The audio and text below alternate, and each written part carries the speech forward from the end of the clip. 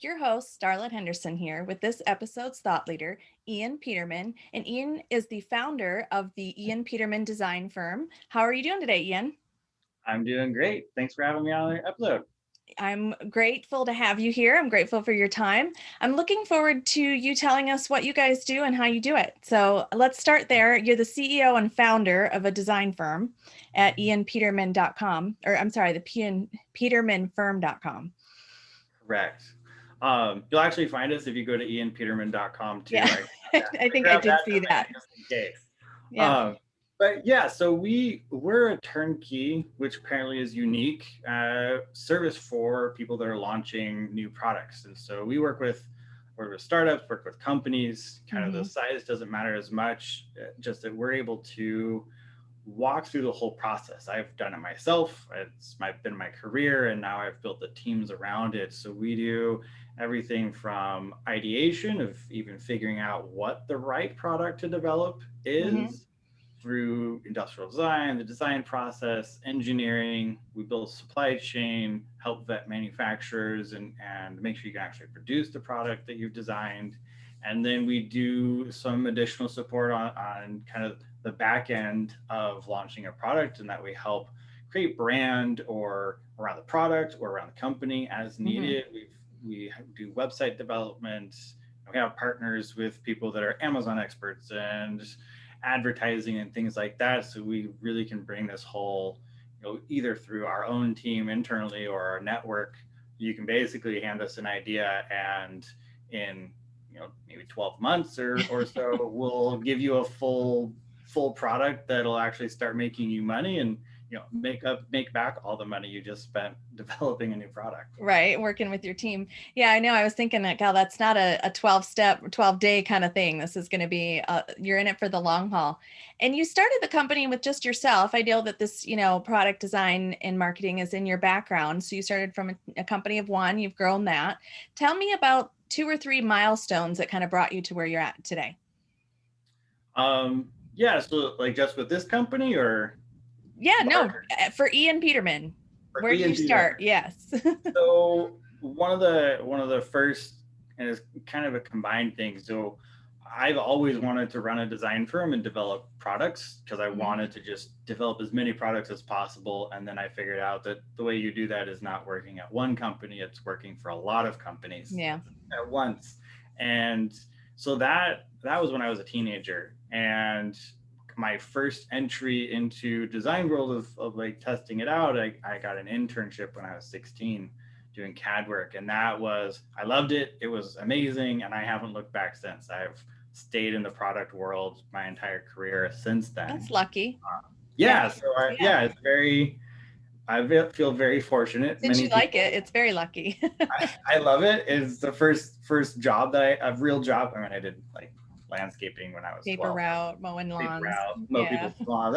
I did do that, but for a first job, and that really it opened. I was able to learn under a great team of engineers, and basically under the intern role, I was able to touch every part of the process. They're Hmm. like, oh well, he's the cheap labor. We'll make him do everything. Have him do all the stuff nobody else wants to do, which is a great way to learn the It is. whole process Right. of how do you develop. And I went through probably 15 or 20 product launches in just a few years, because they Yeah. were producing so many. And so basically I loved it.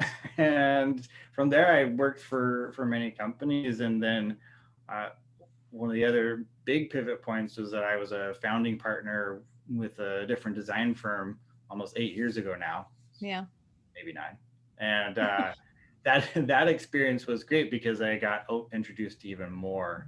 And so that kind of experience was, I was able to be on the marketing side, because one of the partners was a marketer. And Yeah. so I really got to learn some of that extra pieces. And that's where I started to put together this whole, well, there's a lot of moving pieces here. And if you know all the pieces, or at least about them, you can create a way nicer experience for the client in terms of bringing Yeah. their Right. product. And you're able to actually be the one person that can walk through the process with them and be an actual partner, rather than, oh, we do engineering, after that, good luck.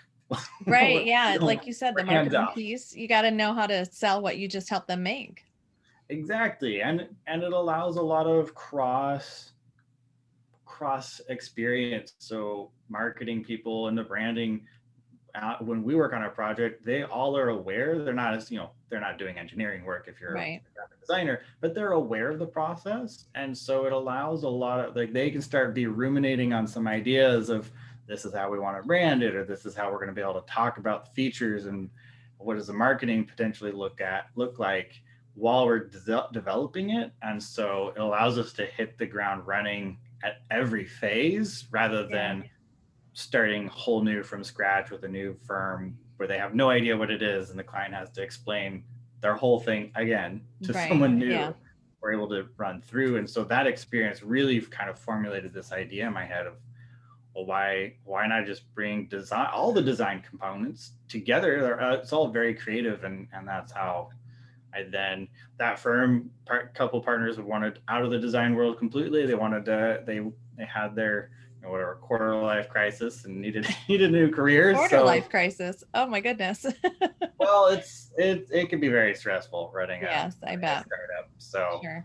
not everybody wants to do that for forever. So Hmm. it was a good time, worked out, took a little break, and then I wanted back into the whole start your own design firm realm, and that's how I started this company.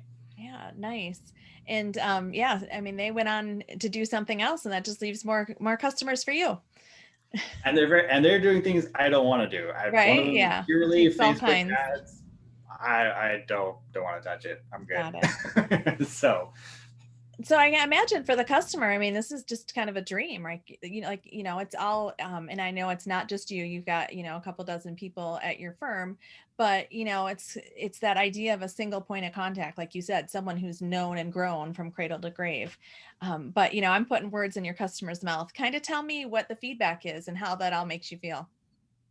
that you've nailed it on the head. A lot of the clients that we work with, and I started out this company just more focused on the product development Hmm. initially, and Yeah. as I grew the team, and that was one of the biggest requests of, okay, well, you're a designer, you just design me a product, can you help, can you do this? I'm like, yeah, of course I can. I have designers that I can bring in on this. Right. And so that's been a consistent feedback of, yeah, we like working with you and not having to go hunt and vet somebody else, because it takes time and effort. It's like hiring, if you're hiring your own team, you have an HR department.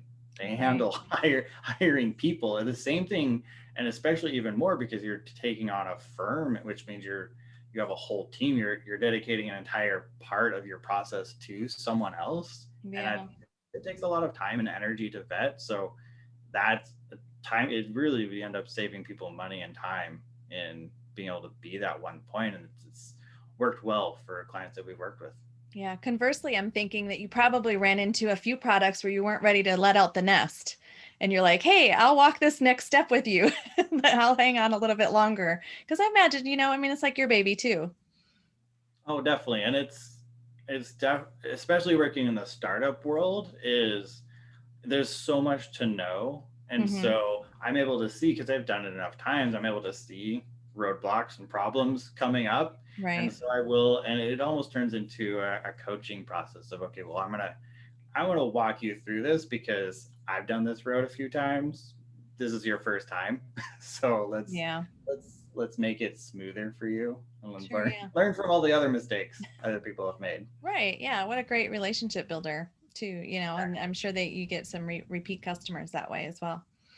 Yes. Yeah. How about thought leadership? I wanted to ask you about this. You did say this, you're unique in the sense that, I mean, I haven't talked to someone who's basically built an in-house cradle to grave design firm. Um, you know, big ones maybe, but not as small, small business as you. What do you think of yourself, or what do you think of that arena of thought leadership, and what does being a thought leader mean to you? Yeah. So there are two. I was thinking about this actually just before we started, and there's kind of two things that I think of with a thought leader. Is one is creating new ways of doing things and being kind of that bleeding edge is Hmm. one way to do it, of creating new solutions. And that is the world that I live in. That's literally what I do for my clients, is invent new products and new Right. solutions for what they need. And so there's that part of figuring it out, but there's also this other part that I think of when I think of, thought leadership, and it's not just being the smart person that comes up with everything, but helping to curate and gather all of the other people that are thinking of similar things and actually start putting it, not really to, like, Reader Digest condense it down, but in a way to bring all that information together and be like, hey, these 15 people, if you take all of their stuff that's all aiming in this direction, Right. and we can optimize a little bit, or even just bringing awareness, because part of it is, are you going to, how many people are going to think and look up all the different ways to do something and then curate this, hey, these are the ones that work, that everybody Right. agree, we can all agree really works. And so I see that as kind of a two-way approach, and I've been focused on the bleeding edge my whole career, this because it's just where I live. And now in the last year I've been working on a book, actually, and that is mostly just compiling all the really great processes that I've learned over the years and Yeah. just bringing it together. And of course, I put in my own ideas as Of well, course. but to do that, because it's putting that the leadership part of bringing together things so that somebody else can go to one resource and go, okay, well, Sure. now I have a bunch of examples. You can go dive into all of them as much as you want, but hey, this is a way to look at all of this together. And so those are like the two ways I think of thought leadership. Yeah, I really like that, the curating piece. You're helping shorten that learning curve for other people. And like you said, your business is almost turned into coaching, right? Because you're able to kind of see what your next steps are. And I did see a little bit out of there on your blog too. Just flipping through it, I was like, oh, okay, I hadn't thought, there's a whole article on there about the differences between personal customer or personal company and product branding. I've certainly read about personal branding. I've read about company, but I've never like had anyone distill like the major differences. So that was, I think, exactly what you're talking about as far as demonstrating your thought leadership. And then the other one, of course, we hear about online marketing all the time. And you had the blog about offline marketing. I'm like, oh yeah, of course that does still exist, but everybody's online, online, online. Pardon? Still you drive down the highway, you're still going to see billboards. So Yeah, yeah, I still get stuff in the mail. I get lots. We get, where we live, we even get, the people that walk around and actually put door hangers. Yeah. Like that's still, it Still is a still thing. Yeah. And I still think just, something. being aware of that and kind of knowing and seeing how, the difference of the times, and then just being able to talk about, the pros and cons of both, which is, again, something I'd read about in one article about offline and another article about online, but never together. Anyway, I did spend some time on your blog today, so I felt that Thank you. that was valuable time well spent. So what about, what's next for you, and also like any cool projects in the pipeline that you're just really just keeps you buzzing and working? Yeah, I mean, we always have exciting projects. There's not much I can share because I'm under a pile of Sure. Yeah. NDAs. There's one that's pretty interesting, and all I can say is it's a candle product that is really, they're really pushing what sustainability can mean for Hmm. candle products, which is kind of, it's a thought experiment in itself. And so that Yeah. one I'm excited we're working on, and it's going to be a little while before it comes out, but it's that kind of stuff where and they just came to us and said, hey, we want to create a really, really sustainable product that nobody else is really focusing on the details in this Yeah. industry. And so those are the kind of exciting projects where it's, hey, let's do something new, let's try to push a boundary here and make something that we haven't been, isn't on the market yet. Right. So, Yeah. It doesn't sound like you're really keyed in or zone into a niche then. As far as, I mean, like product design, that's what you do, but are you, do you think of no, yourself as a, helping certain companies and not others? no, I've actually very carefully kept myself out of being niched into a single industry. I Hmm. had, partly from a strategic, if one industry starts to falter and there's not as much work and clients in that area, Right. I don't Yeah. want to be tied to it. But Redundancy. but also it's really, like the real core in it, a huge benefit is that by my team never being hyper focused on one industry, we're able to experience. So when we work on a baby product, and then we work on a movie prop, and then we work on, a medical device, we're Yeah. able to pull in experiences that just a medical device expert wouldn't have. And I'm really good at bringing in, so we'll contract out, okay, well, we need a medical device expert, we need an x-ray expert, great, we'll Right. hire that person. But our Yeah. team is able to pull this, hey, have you thought about this thing that the toy industry, Hasbro uses this in their Right. manufacturing, thought about that, because it Hmm. works really well, they've nailed it down, why do we pull that into this medical device project, Yeah. how do we pull? And so that kind of diverse team and experience really allows creativity that normally, if you are, which is, there's nothing against it, like there's not I'm not smacking down any No, yeah, design firm everybody that's works specialized, differently. they're great, but we're able to do things and have a creative process that you wouldn't get with a hyper specialized team. Yeah, that cross-pollination piece I have heard, for inventors is super important. The generalists kind of coming into, starting big, working small. Right. Um, so that's one way of keeping your edge. And I was just curious if you had a book to recommend, or do you keep into a lot of the reading so that you're staying fresh for your customers? I do. I read quite a bit. I listen to podcasts.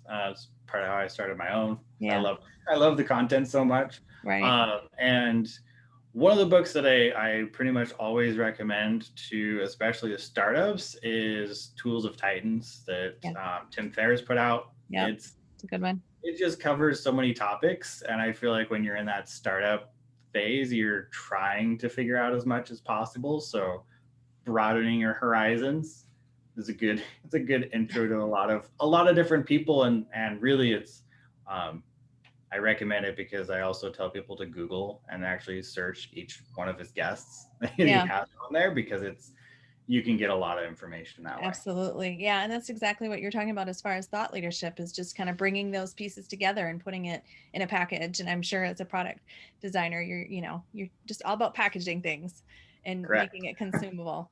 So, well, thanks, Ian. Let our audience know how to reach you if they're interested in learning more, listening to your podcast, reading your blog, and we'll go. Yeah, so you can find us at petermanfirm.com. Our blog is on there. And we're on pretty much every social media, Facebook, Instagram. We're on YouTube. You look up Peterman Firm. Our Conscious Design is the name of the podcast that we're running. Mhm. We're on, Apple, Google, all that stuff. So you can look up me or Conscious Design or Peterman Firm, and you should find us. Got it. Or ianpeterman.com, like I had said earlier. Just start with the source. Thanks again, sir. Appreciate your time today. All right, thanks. Thanks for having me.